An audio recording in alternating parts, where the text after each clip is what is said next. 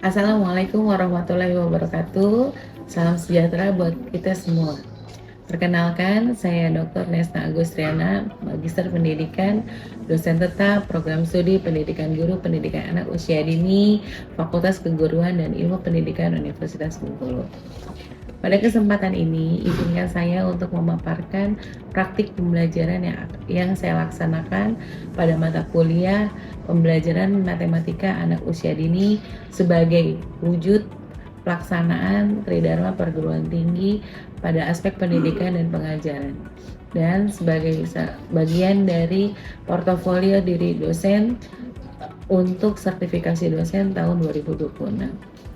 Mata kuliah pembelajaran matematika AUT ini merupakan mata kuliah wajib program studi pada semester 4 dengan bobot 2 SKS yang dirancang menggunakan pendekatan Outcome Based Education atau disingkat dengan OB. Dan seluruh proses pembelajaran mengacu pada rencana pembelajaran semester yang telah disusun mulai dari CPL, CPMK, sub CPMK, strategi pembelajaran hingga asesmen yang terukur. Mahasiswa tidak hanya menerima materi dari dosen saja, tetapi juga menganalisis kasus, berdiskusi dalam kelompok, merancang media dan alat permainan edukatif matematika, serta melaksanakan stimulasi mengajar dan pameran hasil karya di akhir semester. Pendekatan ini juga memberikan pengalaman belajar yang autentik dan relevan dengan kompetensi calon pendidik anak usia dini yang kreatif dan inovatif. Pembelajaran juga didukung dengan pemanfaatan teknologi, baik melalui e-learning Universitas Bengkulu, media presentasi interaktif, alat permainan edukatif berbasis bahan daur ulang, serta berbagai sumber belajar digital, sehingga mahasiswa dapat belajar secara mandiri, baik sebelum maupun sesudah kegiatan tatap muka. Untuk memastikan ketercapaian pembelajaran, saya menerapkan asesmen yang komprehensif, meliputi aktivitas partisipatif, hasil proyek kelompok, tugas kognitif mandiri dan kelompok, ujian tengah semester, serta ujian akhir semester. Penilaian dilakukan secara berkelanjutan terhadap aspek sikap, pengetahuan, keterampilan, merancang pembelajaran, kemampuan berpikir kritis, kolaborasi, dan kreativitas, sehingga perkembangan kompetensi mahasiswa dapat dipantau secara objektif dan terukur.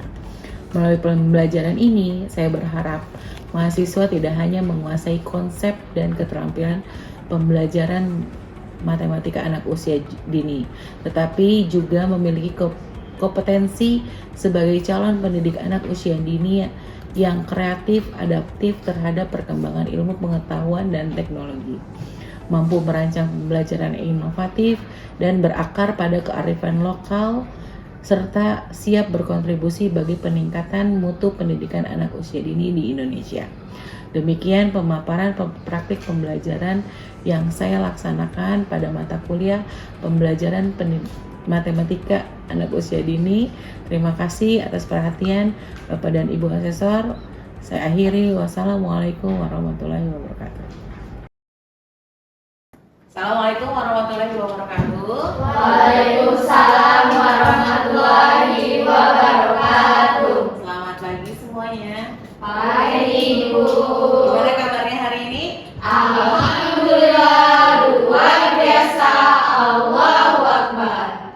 Alhamdulillah ya, hari ini kita bisa berkumpul kembali pada mata kuliah pembelajaran matematika anak usia dini. Sebelum memulai perkuliahan, mari kita berdoa dulu. Berdoa mulai.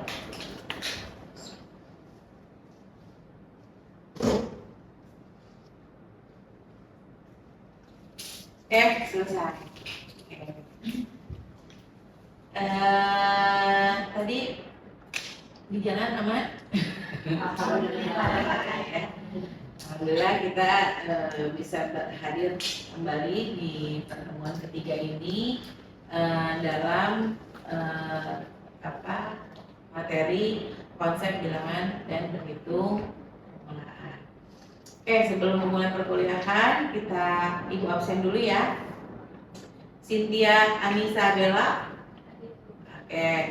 Tiara Yulianda, Lydia, Amelia. Oke, Bella. Hadir. Hadir. Cindy. Hadir Ibu. Oke. Lekat. Hadir Ibu. Hadir. Hari Sri. Hadir Ibu. Oke. Windy. Hadir Ibu. Hadir. Novel. Hadir Ibu. Oke, terima kasih. Siapa yang nggak hadir hari ini? Ada? Oke. Alhamdulillah kita semua hadir ya. Nah, untuk sebelum memulai ke materi selanjutnya, Ibu akan mengecek dulu hasil dari pertemuan sebelumnya ya. Anda boleh scan dulu barcode-nya. Ya, silakan. Kelihatan? Oke.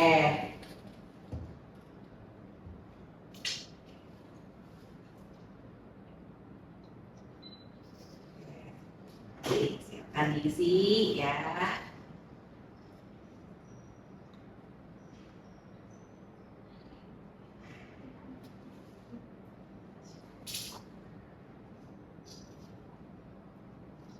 Oke, ada kesulitan? Bisa? Oke.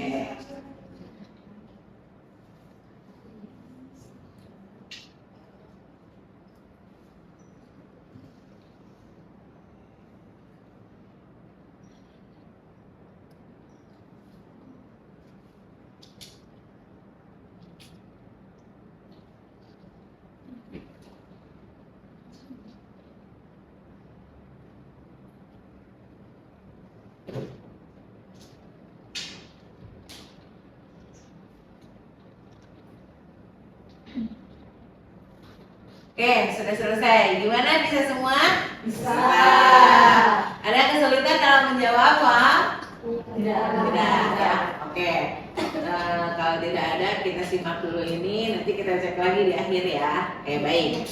Hari ini kita akan Ibu akan menjelaskan tentang sub CPMK 3, yaitu Anda mampu menganalisis konsep bilangan, counting dan korespondensi satu-satu bagi anak usia dini.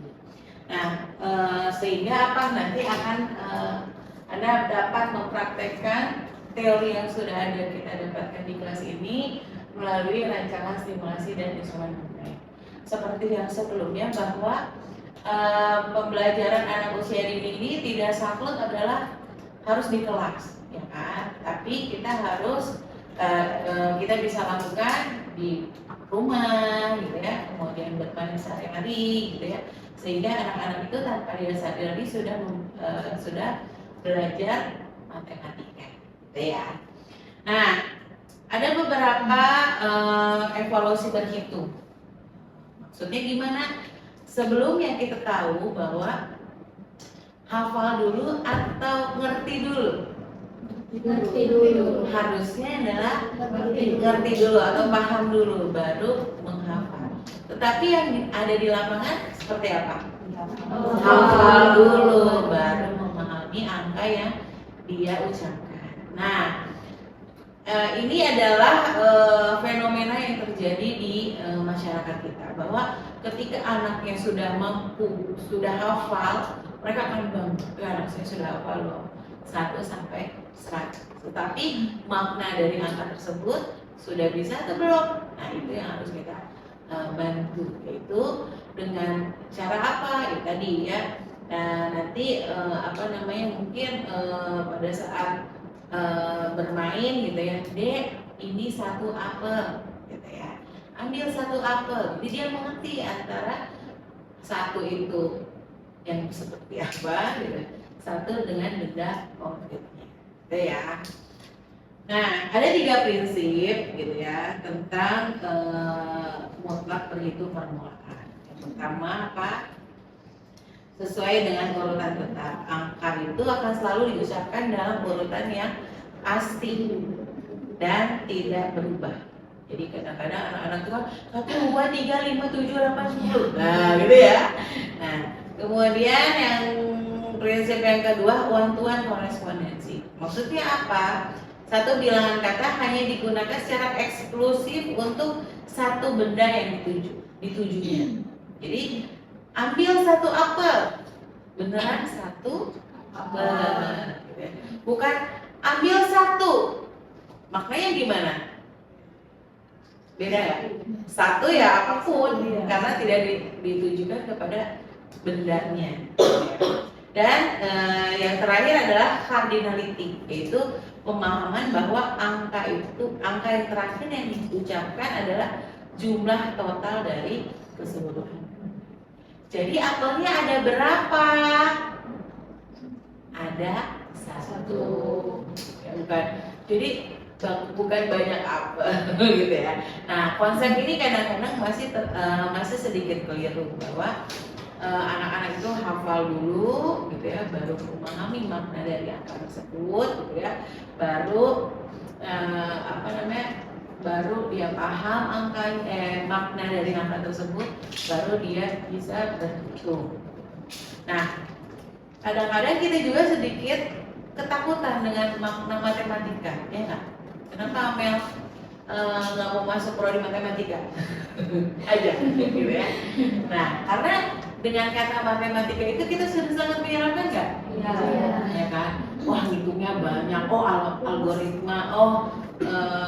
Ini persamaan dan lain-lain. Padahal sebenarnya kehidupan sehari-hari kita itu tidak jauh dari matematika.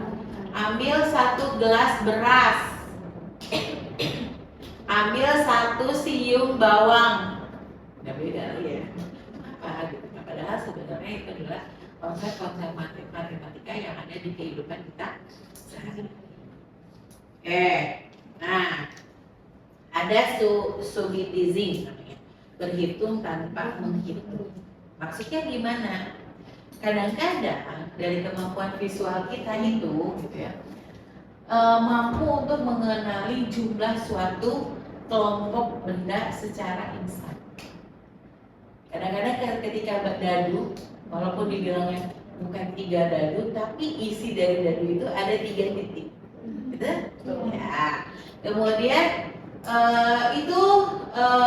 transfer itu sangat cepat, per sekian detik, gitu ya. Karena tadi pas lihat dadu, 3.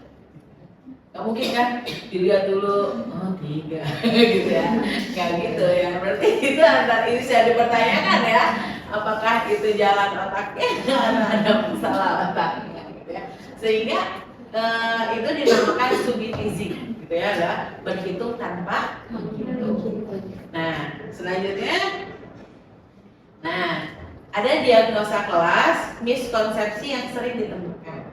Tadi yang pertama, berhitung tidak berurutan tadi, ada yang hilang 1, 2, 3, 5, 7, 8, 9, 10 gitu ya, itu yang terjadi. Nah, akar masalahnya apa? Gagal pada prinsip standar. Itu ternyata terjadi masalah. Kemudian yang kedua, ada gejala menghitung benda 2 kali, menunjuk satu benda tapi menyebut 2 angka. Ini juga sama ya. Akar masalahnya tadi gagal pada prinsip one-to-one korespondensi. Ya, dan yang ketiga adalah gejala tunjuk dan ucap tapi tidak sinkron.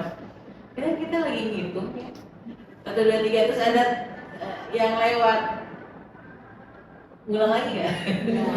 Ya, kira kayak gitu ya, ngulang lagi kan kita, terus dari berapa ya? Ya gitu ya.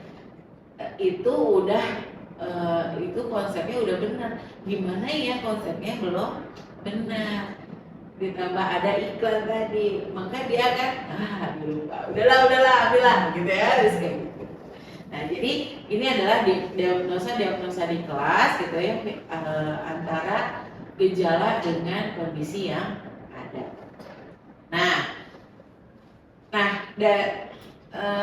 Apa yang harus kita lakukan?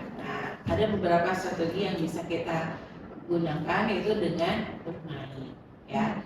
Salah satunya adalah kenapa harus dengan bermain? Karena dengan bermain kita mampu untuk fokus.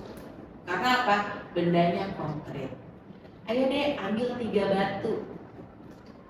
Ya, biar 1, 2, 3.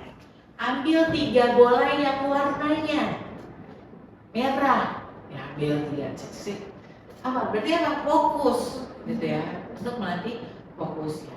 Terus kemudian yang kedua adalah dengan pendekatan multisensori. Itu apa? Multisensori itu bisa dengan lagu-lagu satu-satu. Nah itu juga bisa. Jadi kalau lanjutannya kan satu-satu aku sering kan ya. Nah, tapi maksudnya dengan lagu juga tepuk satu. Nah itu juga bisa membantu mereka untuk apa? Dan yang ketiga adalah dengan permainan yang terstruktur. Kenapa harus terstruktur? Kira-kira ada pendapat? Bel, kenapa permainan itu harus terstruktur? Boleh loncat-loncat nggak Bel? Enggak. Kenapa? Nanti dia meloncatin angka juga. Khawatirnya. Kayak 1, 3, 5 gitu. Oke. Ada lagi? Siapa? Novel? Ada lagi? Silakan. Ya, mungkin dia lebih fokus aja sih kalau permainan itu lebih terstruktur. Oke. Ya, jawabannya nggak ada yang salah, tetapi kita menggunakan prinsip dari James Piaget bahwa apa harus masuk kepada masa kognitifnya operasional konkret, harus konkret ya, nyata, sehingga ketika nyata dia mampu melihat strukturnya, ya kan? Misalnya dibayangkan bisa. Ya. Tapi coba deh lihat nih kakak bawa, ibu guru bawa balok. Coba kita hitung baloknya ya. Atau ada berapa ya baloknya? Atau warna apa aja yang ada di balok ini? Awalnya kita mengidentifikasi dulu, baru nanti bisa diamankan. Ya, gitu ya. Jadi ini kenapa strategi bermain ini terus dilakukan oleh guru, karena memang dengan bermain itu anak sedang belajar. Ya, kalau Anda belajarnya ya belajar menulis, membaca. Kalau anak usia dini udah disuruh baca buku kayak Anda belum? Belum. Bisanya dirobek-robek ya, gitu ya. Sehingga kita maka dengan strategi menggunakan strategi bermain ini, maka guru-guru dapat membantu mereka untuk belajar sambil bermain. Ada beberapa jadi selain itu juga kita mampu mengekspansi berhitung dengan ekosistem STEAM. Tahu STEAM? Tahu apa? Sains, teknologi, art, dan matematik. Nah, maka apa? Jadi dengan ekosistem STEAM ini tadi anak mampu mengelompokkan, kemudian teknologi dengan teknologi, ya kan? Apalagi sekarang banyak permainan-permainan anak itu yang yang berbasis teknologi, gitu ya. Kemudian engineering, ya dengan media-media yang ada gitu, mereka mampu menyusun, ya kan? Oh misalnya baloknya disusun ke atas, oh baloknya disusun ke samping, itu udah bagian dari engineering. Dan yang terakhir art, ya artnya itu mampu dengan apa tadi? Bisa pakai eksplorasi kartu, kemudian dengan bergerak, bermain, mampu diimplementasikan dengan pembelajaran berbasis STEAM. Ya. Nah, ada beberapa yang harus Anda lakukan, gitu ya. Nah, ini semua sudah dirangkum dari referensi pustaka, yaitu dari Copley, gitu ya, The Young Child and Mathematics, kemudian dari penelitiannya Yanti, Agustiana, dan Wardana tentang Virtual Based Education, Game and Simulasi Symbolic Thinking Abilities Child. Kemudian dari Glover, dari Ensiklopedia Anak A sampai Z. Jadi, nah, apa yang harus Anda lakukan untuk next kegiatan kita, yaitu Anda wajib membuat kegiatan berhitung. Ya, jadi nanti coba kita rancang. Anda rancang dulu kegiatan bermainnya, kemudian nanti kira-kira dengan permainan yang sudah Anda rancang, media apa yang tepat untuk Anda gunakan, gitu ya.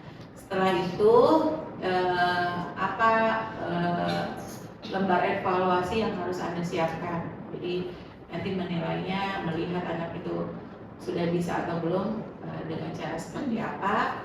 Kemudian minggu depan Anda laporkan dalam bentuk laporan dan kemudian akan dipresentasikan di kelas kita minggu depan. Oke, ada pertanyaan sampai sini? Ayo, ada yang masih bingung? Ada yang ingin ditanyakan? Oke, nanti laporannya boleh Anda submit di e-learning kita, ya, submit e-learning kita, dan dari yang nanti akan Anda amati, dari nanti yang Anda akan rancang, maka Anda akan mengetahui bahwa pembelajaran matematika itu memang harus terstruktur sehingga pemahaman si anak itu dapat optimal sesuai dengan usianya. Jangan sampai nanti Anda rancang permainannya atau pembelajarannya itu tidak sesuai dengan usianya. Misal anak usia 1 tahun Anda kasih puzzle kepingan 25, gimana perasaannya? Gitu ya. Perasaannya ya akan digigit, akan bercampur dengan liur gitu ya. Maka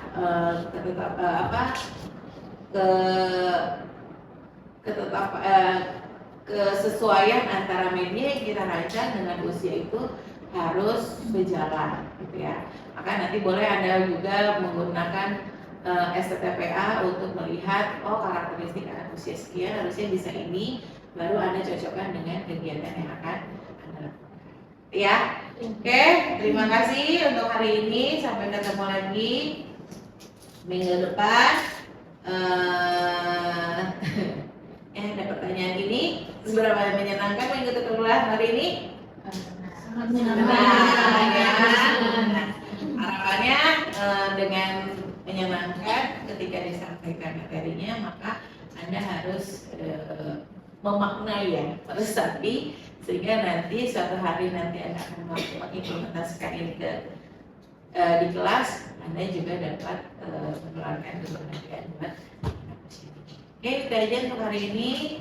Terima kasih banyak Ibu Amiri. Wassalamualaikum warahmatullahi wabarakatuh. Waalaikumsalam warahmatullahi wabarakatuh. Terima kasih. Terima kasih.